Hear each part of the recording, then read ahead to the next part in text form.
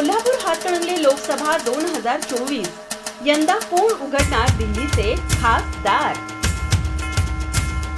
आहेत शिवसेना ठाकरे गटाच्या महिला पदाधिकारी. एकंदरीत कोल्हापूर लोकसभा मतदारसंघातून मंडलिकजी आणि शाहू महाराज उभारले आहेत. काय सांगाल तुम्ही? आता सध्या आम्ही प्रचार ते सगळीकडे करतो की महिलांचं म्हणा किंवा सगळ्या इथल्या जनतेचं महाराजांबद्दल मतदान आम्ही महाराजांनाच करणार. कारण ते ह्या पुढचं जे काय राजकारण असेल ते राजकारण नसून समाजकार्य असेल. म्हणून हे सर्वजण म्हणतात की आम्ही छत्रपती शाहू महाराजांनाच करणार. एकंदरीत प्रचाराला सुरुवात मोठ्या प्रमाणात झाली आहे. यामध्ये महिलांचं योगदान किती टक्के आहे? काय 100%. 100%. काय सांगाल? की महाराज आमचे निवडून येणार. हो. आता जो प्रचार चालू आहे याचं नियोजन तुम्ही नेमकं कसं करताय? काय नियोजन असं म्हणजे प्रचार आपण भरपूर करतो आहे. महाराजांनी निवडून यावं अशी सगळ्यांची इच्छा आहे. कारण जसं आपल्या शाहू महाराजांनी सुरुवात केलेली आहे तेच समाजकारण, तेच सगळ्या परंपरा वगैरे असतील त्या या महाराजांनी आपल्या सुरुवात आहेच, पण इथून पुढेही त्यांनी तसंच ठेवावं असं वाटतं आहे. आणि तसं म्हणजे आपलं महागाई वगैरे थोडीफार कमी व्हावी अशी इच्छा आहे. बघू आता राजकारणात काय होतं आहे, जनतेचा कौल कसा असेल तसं. महिलांचा प्रतिसाद कसा आहे आणि त्यांचं नियोजन कसं करताय? महिलांचा प्रतिसाद भरपूर आहे. त्यांचंही हेच मत आहे की आपले छत्रपती शाहू महाराजच निवडून यावेत, इतकंच त्यांचंही मत आहे. कारण शेवटी महिलाच घर चालवतात, त्यांना सगळ्याच बजेटचं वगैरे आहे, त्यामुळं त्यांची इच्छा आहे की महाराजच निवडून यावेत. असं याबद्दल तुम्ही काय सांगाल? महाराजच यावे अशी विनंती सगळ्यांचीच आहे. ते आले तर काय राजकारण काय होईल ते त्यांनाच माहीत. बघूया काय होईल आता पुढे. एक महिला म्हणून महिलांच्या अपेक्षा काय असतात? काय अपेक्षा असणार आहेत? आता तर पहिला महिला सुरक्षित असायला पाहिजे, ते एक गोष्ट आहे. परत नंतरनं शौचालय असायला पाहिजेत. परत नंतर वॉशरूम्स नीट असायला पाहिजेत महिलांसाठी. आणि घर चाल आता गरीब लोकांसाठी महिला आता एक जण आहे त्यांचे नवरे एक्सपायर झाले आहेत, ते गरीब असतात, त्यांच्यामध्ये त्यांना काय काय हवं आहे, काय काय पाहिजे आहे ते बघायला पाहिजे आता. पण त्याच्यासाठी बघूया आता पुढे काय होईल. जे महागाई वाढले ते कमी व्हायला पाहिजे अशी इच्छा आहे. राजकारण 20% 80% समाजकारण असतं.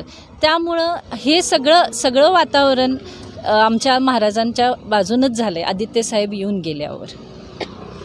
परवा दिवशी मोदींची सभा झाली.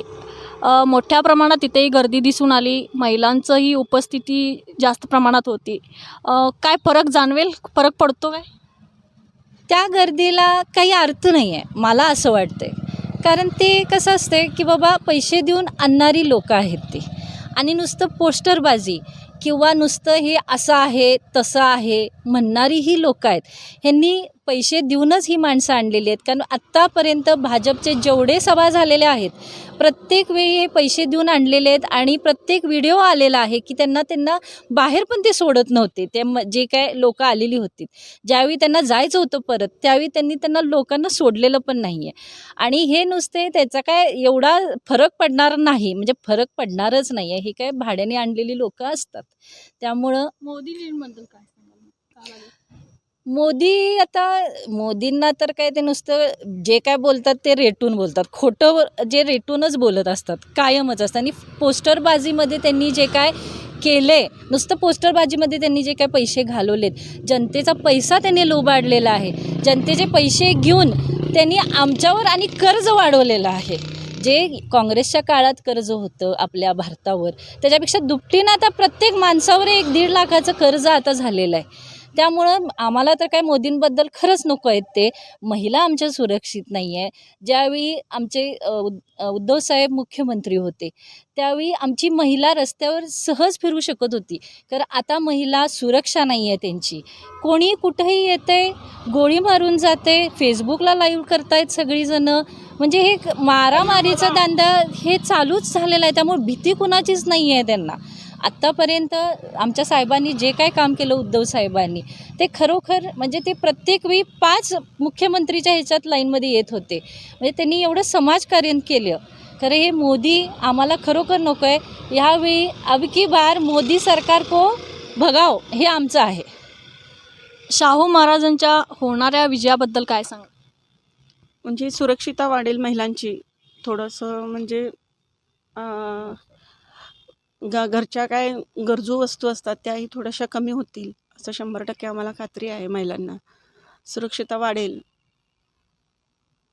तुम्हा सर्वांना एक शेवटचा प्रश्न, तुम्हाला काय वाटतं कोण उघडणार दिल्लीचं खासदार?